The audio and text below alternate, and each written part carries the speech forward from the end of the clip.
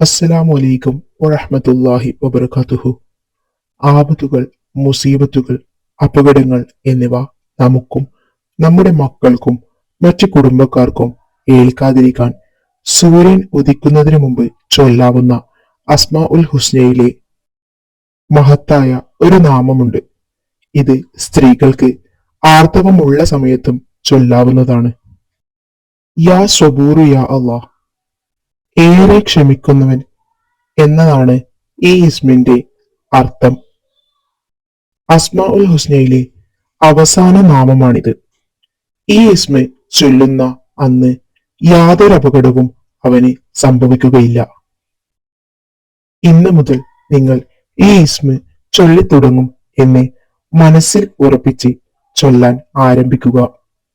സൂര്യൻ ഉദിക്കുന്നതിന് മുമ്പ് 100 തവണയാണ് യാ ഷബൂറു യാ അല്ലാ എന്ന ഈ ഇസ്മ നിങ്ങൾ ചൊല്ലേണ്ടത്. ഈ അറിവ് മറ്റുള്ളവരിലേക്കും ഷെയർ ചെയ്തു കൊടുക്കുക.